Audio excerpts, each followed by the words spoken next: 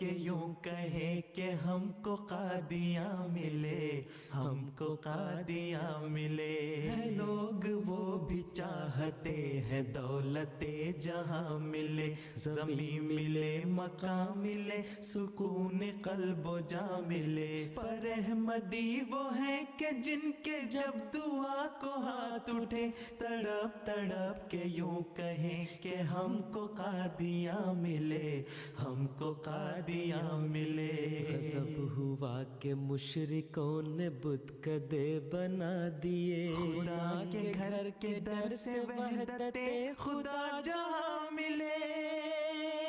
غضب ہوا کہ مشرکوں نے بت کدے بنا دیے، خدا کے گھر کے در سے وحدت خدا جہاں ملے، خدا جہاں ملے۔ ہے لوگ وہ بھی چاہتے ہیں دولت جہاں ملے، زمین ملے مقام ملے، سکون قلب و جاں ملے۔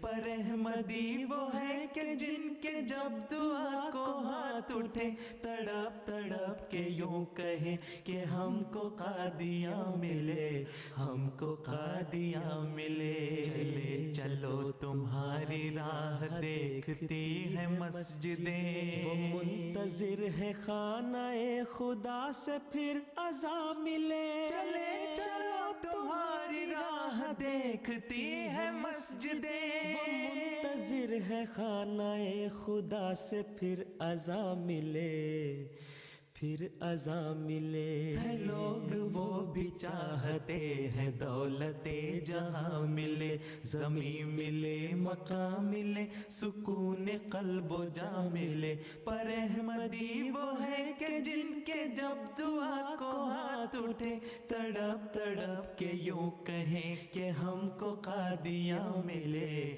ہم کو قادیاں ملے۔ بڑھے چلو براہ دی خوشا نصیب کے تمہیں، خلیفۃ المسیح سے امیر کارواں ملے۔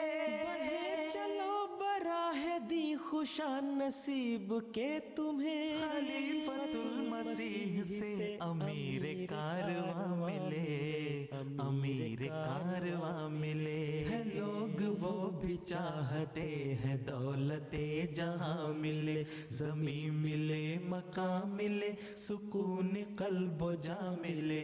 پر احمدی وہ ہے کہ جن کے جب دعا کو ہاتھ اٹھے، تڑپ تڑپ کے یوں کہیں کہ ہم کو قادیاں ملے، ہم کو قادیاں ملے۔ جیو تو کامراں جیو، شہید ہو تو اس طرح کہ دین کو تمہارے بعد عمر جاویداں ملے۔ جیو تو کامراں جیو، شہید ہو تو اس طرح کہ دین کو تمہارے بعد عمر جاویداں ملے، عمر جاویداں ملے۔ ہے لوگ وہ بھی چاہتے ہیں دولت جہاں ملے، زمین ملے مقام ملے، سکون قلب و جاں ملے۔ پر احمدی وہ ہے کہ جن کے جب دعا کو ہاتھ اٹھے، تڑپ تڑپ کے یوں کہیں کہ ہم کو قادیاں ملے، ہم کو قادیاں ملے۔ ہے زندہ قوم وہ نہ جس میں ذوف کا نشان ملے، طفل طفل پیر پیر جس کا نوجوان ملے۔ ہے زندہ قوم وہ نہ جس میں ذوف کا نشان ملے، طفل طفل پیر پیر جس کا نوجوان ملے، جس کا نوجوان ملے۔ ہے لوگ وہ بھی چاہتے ہیں دولت جہاں ملے، زمین ملے مقام ملے، سکون قلب و جاں ملے۔ پر احمدی وہ ہے کہ جن کے جب دعا کو ہاتھ اٹھے، تڑپ تڑپ کے یوں کہے کہ ہم کو قادیاں ملے، ہم کو قادیاں ملے، ہم کو قادیاں ملے، ہم کو قادیاں ملے، ہم کو قادیاں ملے، ہم کو قادیاں ملے۔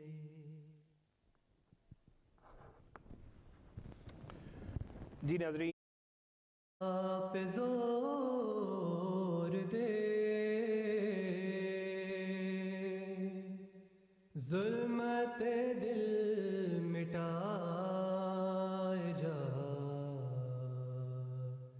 گوہر شب چراغ بن دنیا میں جگمگائے جا، ذکر خدا پہ زور دے، ظلمت دل مٹائے جا،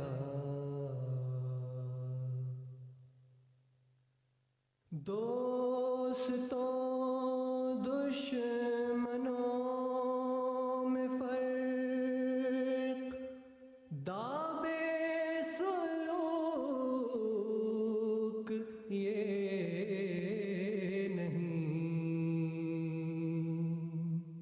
آپ بھی جام میں اڑا، غیر کو بھی پلائے جا، ذکر خدا پہ زور دے،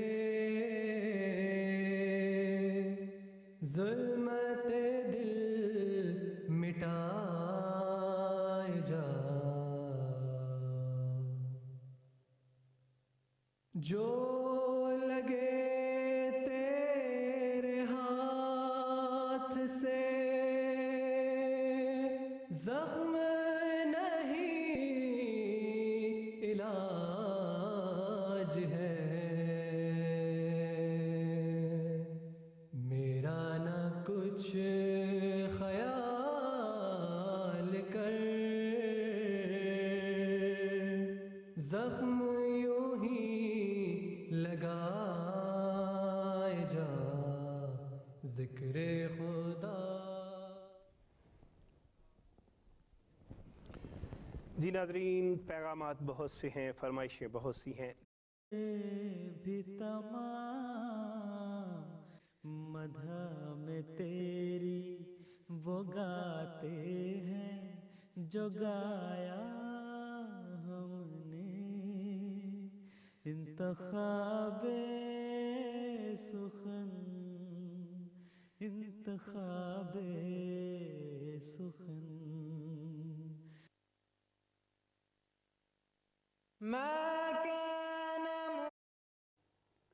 جو کبھی بھی جاگیرداریت، سرمایہ داریت اور غنڈہ گردیت اور استحصالیت کے ان شکنجوں سے باہر نہیں نکل سکتا۔ دشمن انتخابی نظام ہے، اس سے نکلنا ہوگا، اور اس سے پولیٹیکل پارٹیز نہیں نکالیں گی آپ کو، چونکہ پولیٹیکل پارٹیز کے جو مفادات ہیں وہ اس نظام کے ذریعے پورے ہوتے ہیں، نظام انہیں پروٹیکٹ کرتا ہے اور وہ اس نظام کو پروٹیکٹ کرتی ہیں، اس لیے ہمیشہ کہتے ہیں کہ نظام چلنا چاہیے، الیکشن بار بار ہوتے رہیں تو انشاءاللہ منزل پہ آ جائے گی۔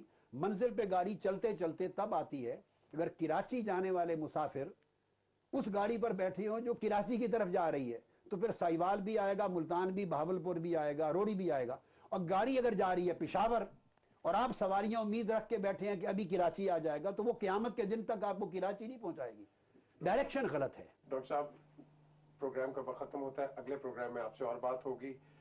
لوگوں کے قتل کا حساب لیا جائے گا۔ اس وقت صورتحال کیا ہے جانتے ہیں، ہمارے نمائندے علی حسن ملک ہمارے ساتھ موجود ہیں۔ علی حسن ملک، بتائیے گا کہ عدالتی پابندی کے بعد آج یہ جرگہ جو ہے وہ منعقد کیا جا رہا ہے اور 120 افراد کے قتل کا یہاں پر فیصلہ ہوگا، صورتحال اس وقت آپ کیا دیکھتے ہیں؟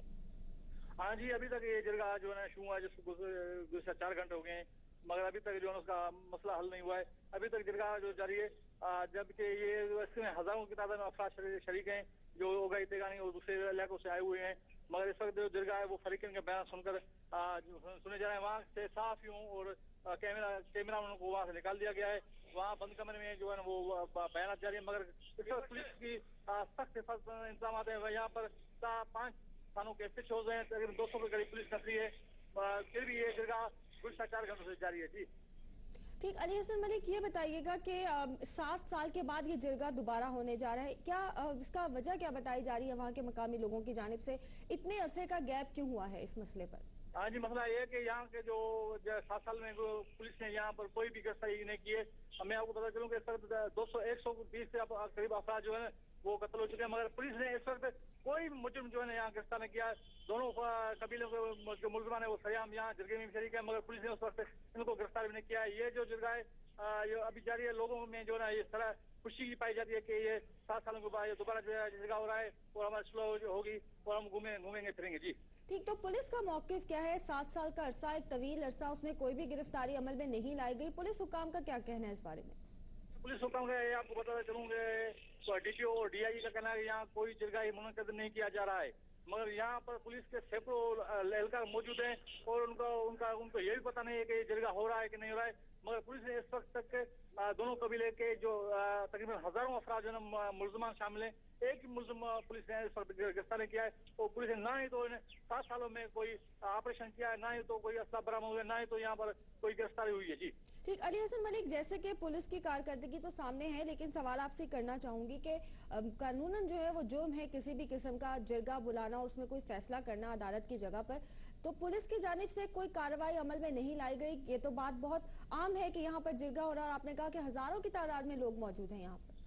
जी कुरतलेन मैं आपको बता दूं कि जिला कश्मीर जो है वो पसवाना इलाका है। यहाँ पर रोजाना आए दिन कारोकारी या अगवा या डकैती के जो रोजाना जरगे होते हैं, मगर पुलिस ने इस वक्त यहाँ के किसी भी बासर अफराद को, किसी भी सरदार को, किसी भी रैस या मुकदमे को गिरफ्तार नहीं किया कि आपने भाई कानून की खिलाफ वर्जी की है और उसको गिरफ्तार किया है। ना ही तो उनके खिलाफ कोई मुकदमा दर्ज हो सकता है, ना ही तो वो गिरफ्तार हुई। जी कुरतलेन ठीक, बहुत शुक्रिया आपका। अली हसन मलिक हमारे साथ कश्मीर से मौजूद थे। कश्मीर में कबायली इलाका है एक, और जहाँ पर अभी भी कबायली कवानीन को सामने रखते हुए जरगा मुनक्किद किया जा रहा है। 120 अफराद कत्ल किए गए थे। एक भैंस की चोरी पर 7 साल गुजर जाने के बावजूद पुलिस की जानिब से कोई भी मुलजिम गिरफ्तार नहीं किया गया। और आज एक मरतबा फिर इस सिलसिले में इंसाफ की तलाश में जो है बकौल वहाँ के लोगों के कि अब हमारा हिसाब जरगा करेगा, तो ये जरगा जो है वो मुनक्किद किया जा रहा है। पाकिस्तान पीपल्स पार्टी का दौर हुकूमत है और इसमें आपकी हुकूमत इस इक़दाम को किस तरह से देखती है, और खासतौर पे ये जो पैरेलल जुडिशल सिस्टम चल रहा है इसके बारे में आपकी क्या राय है? बहुत शुक्रिया भाई। जहाँ तक सवाल पैदा होता है इंसाफ का, तो यकीनी तौर पर जो इतना तवील अरसा पाकिस्तान पीपल्स पार्टी ने और उनके कारकुनान ने इस मुल्क में सिस्टम की बहाली के लिए गुजारा है, तो यकीनन हमें ये तमाम रिलीफ चाहिए थी लोगों के लिए हर लिहाज से। और जब इस तरह के वाकयात सामने आते हैं तो यकीनन हमारी नजरें इदारों की तरफ जाती हैं। वो इदारा फिर चाहे लॉ इन्फोर्समेंट के हवाले से अहम हो या फिर उन कवानीन की इम्प्लीमेंटेशन के हवाले से अहम हो, जो कि हमें यकीनी तौर पर नजर आना चाहिए। ये तमाम सूरत हाल जो आपके रिपोर्टर ने भी बयान की, और यकीनन हमारे मुआशरे में ये एक बीमारी है, और इस बीमारी के हवाले से मेरा ख्याल है कि जो लिबरल फोर्सेस और प्रोग्रेसिव फोर्सेस हैं वो मिलकर ही इसका सामना कर रही हैं, इसका मुकाबला कर रही हैं। लेकिन मैं समझती हूँ कि इसमें अगर हम सच्चे दिल से काम करें तो ही बेहतरी आ सकती है। मेरा मकसद किसी की तरफ उंगली उठाना नहीं है, लेकिन हमें अपने मुआशरे के साथ सच्चाई से काम लेना पड़ेगा और अपनी गलतियों पर इस तरीके से पर्दा डालना, ये कहना कि इस तरह की जो कार्रवाइयां हैं वो हमारे कल्चर का हिस्सा है या ये होना मुनासिब अमल है, मैं समझती हूँ ये बिल्कुल गलत है। कोई पैरेलल सिस्टम नहीं हो सकता। जो कोर्ट्स हैं उनकी जानिब से बड़ा वाज़े ऐलान है और हम कोर्ट्स में ये चीजें ले जाएं। हुकूमत ने, जी शाजिया मलिक साहबा, आपकी हुकूमत ने गुज़श्ता 3 सालों के दौरान क्या इक़दाम किए हैं इस किस्म के जुर्गों को खत्म करने के लिए? और अभी भी हजारों की तादाद में यहाँ पर लोग मौजूद हैं, पुलिस की जानिब से कोई कार्रवाई अमल में नहीं लाई गई, आपकी जानिब से कोई एक्शन लिया गया? अलबत्ता कुरतुलैन में ये बात पूरी कर रही थी कि देखिए कोर्ट ये जरूर आपको इजाजत देता है कि अगर कोई आउटसाइड कोर्ट सेटलमेंट हो तो उसको आप यकीनन इस्तेमाल कर सकते हैं अपने डिस्प्यूट को खत्म करने के लिए। लेकिन ये हरगिज मेरा जाती ओपिनियन भी है, मेरी जमात की सोच भी है कि इस तरह के जिरगे और इस तरह की जो कलेक्शन जो आप बता रही हैं लोगों की है, ये कतन काबिल कबूल नहीं है। इस हवाले से हमारे लॉ मिनिस्टर जनाब अयाज सुमरो साहब भी बड़ी कोशिशें करते रहे, लेकिन कुरतुलैन मैं इस वक्त आपके तवस्सुत से उन अदालती इदारों को भी देखती हूँ जो मैं समझती हूँ कि इस वक्त ऐसे अहम वाकयात के हवाले से अपनी कार्रवाई अमल में लाने के बजाय دیگر معاملات کو زیادہ اہمیت دیتے نظر آ رہے ہیں. میں سمجھتی ہوں کہ اداروں کو اب اپنی ذمہ داری سمجھنی ہوگی, آئینی اعتبار سے, اخلاقی اعتبار سے اور قانونی اعتبار سے. میں نہیں سمجھتی کہ جہاں پر آپ اعلیٰ عدلیہ سے اتنی امیدیں لگا کے بیٹھے ہوں وہاں اس طرح کے واقعات ہوں اور ان کی توجہ ہمیں کہیں نظر نہ آئے. دیکھیے, میرا مقصد بحیثیت ایک سٹیزن ہے that I would want these institutions to work for the relief of our people. یہ جو آپ ایک کشمکش لگی ہے کہ کبھی کوئی چیز آ رہی ہے عدالت میں, کبھی کوئی, لیکن کب عام لوگوں کی باتیں سنی جائیں گی؟ ان لوگوں کی باتیں سنی جائیں گی جنہوں نے برسوں تک اپنے لیے انصاف کی توقع جو ان کو ہے اس کا انتظار کرتے رہے ہیں. میں سمجھتی ہوں کہ now these institutions have to step forward and leave aside جو بڑی غیر ضروری چیزیں ہیں, جس چیز کی آپ کے ملک کے لوگوں کو ضرورت ہے اس پہ کام کرنا. آپ نے اداروں کے کردار کی بات کی ہے تو وہ بھی اپنی جگہ, کردار بھی اپنی جگہ, لیکن پہلی ذمہ داری یہاں پر پولیس کی ہے کہ وہ اس تمام تر صورتحال پر کنٹرول کرے. اس بارے میں بھی آپ سے مزید ہم بات کریں گے. سکھر ہمارے نمائندے لالا اسد پٹھان ہمارے ساتھ موجود ہیں, وہ بھی شازیہ مری صاحبہ سے بات کریں گے اور ان سے ہم بھی جانتے ہیں کہ اس وقت سکھر میں اس تمام تر صورتحال کو لے کر ان کے ارد گرد بہت بڑی تعداد میں لوگ بھی موجود ہیں, مختلف سماجی کارکنان بھی موجود ہیں اور اس سلسلے پر شدید قسم کے کنسرنز کا اظہار کیا جا رہا ہے. یہ بھی بتاتے چلے ناظرین آپ کو کہ لالا اسد پٹھان ہمارے نمائندے, ان کے ہمراہ اس وقت جرگہ نظام کے خلاف پٹیشن دائر کرنے والے Shabbir advocate, S S P Sukkur سابق ثاقب اسماعیل میمن اور سماجی کارکن عثمان اور کرن بھی موجود ہیں. ہم ان سے بات کرتے ہیں لالا اسد سے, اور اس وقت بھی جو جرگہ جاری ہے اس کی کیا صورتحال ہے, تادرین وہ کیا ہمیں اپڈیٹ فراہم کریں گے. جی لالا. جی سعود, شکریہ.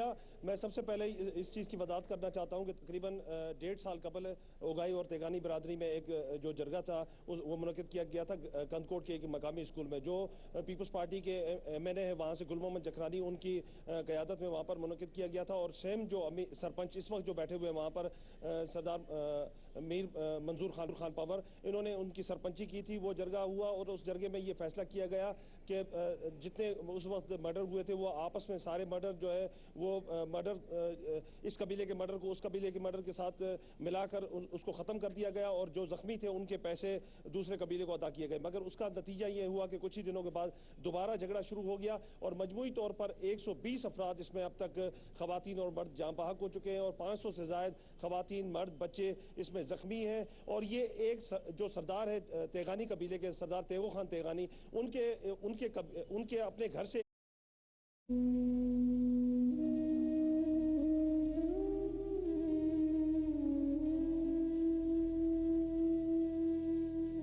فیصلہ آباد کے قصبہ ڈجکوٹ میں بھتیجے نے 4 بھینسوں اور 10 ملہ اراضی کے لیے اپنے چچا چچی کمسن بھتیجے سمیت 4 افراد کو نشہ آور چائے پلا کر ان کے گلے کاٹ دیے. ملزم اپنی جان بچانے کے لیے چچی پر بے راہروی کا الزام عائد کر رہا ہے. وہ عورت ایسی سی نا کہ جی بڑے بڑے جڑے بندے بھاویں گالاں بھی کٹ دیندے سی نا ان نہیں پا جاندے سی. سر انجام تو واقعہ نہیں سوچا, کیونکہ جی انجام سوچتے تو پھر تو اس تو کہ سر انہوں نے مینوں ہی لے جانا سی, انہوں نے مینوں مار دینا سر. اعلیٰ پولیس حکام نے فوری طور پر گاؤں میں پہنچ کر تحقیقات شروع کر دی اور دونوں ملزمان کو گرفتار کر کے ان کی نشاندہی پر واردات میں استعمال ہونے والی چھری اور کلہاڑی برآمد کر لی. ڈیڈ باڈیز کا ہم نے معائنہ بھی کیا, جس سے نظر آ رہا تھا کہ ان کو کسی تیز دھار آلے سے ان کو گلے کاٹے گئے. ایک ہی گھر کے 4 افراد کے قتل کے بعد علاقے میں خوف و ہراس پایا جا رہا ہے. لوگوں میں خوف و ہراس پایا جا رہا ہے. ہر ایک آدمی تقریباً سہما ہوا ہے اور پریشان ہے. عدم برداشت اور خاندانی تنازعات کے خاتمے کے لیے معاشرے میں کوششیں نہ ہونے کے باعث قتل و غارت کے واقعات بڑھ رہے ہیں. ضرورت اس امر کی ہے کہ ہر سطح پر رواداری اور درگزر کے رویوں کو فروغ دیا جائے. کیمرامین ساجد علی کے ساتھ شاہد علی, ARY نیوز. قریب چھوٹے سے قصبے میں پیدا ہوئی, بہن بھائیوں میں سب سے بڑی ہے. تیسری جماعت سے اسکول کو خیر بات کہا. حال ہی میں آئلٹس ٹیسٹ میں 9 میں سے 7 بینڈز حاصل کیے. یہ نمبر انٹرنیشنل یونیورسٹیز یا پوسٹ گریجویٹ ڈگری میں داخلے کے لیے درکار ہوتے ہیں. کیمسٹری کے پرچے میں کامیاب ہونے والی اور او لیول مکمل کرنے والی کم عمر ترین طالبہ ہیں. 5 سال کی عمر سے بڑے مجموعوں کے سامنے تقاریر بھی کر رہی ہیں.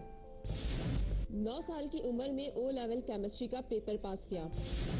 11 سال کی عمر میں او لیول کے بایولوجی, فزکس اور انگلش کے مضامین میں کامیاب ہوئی.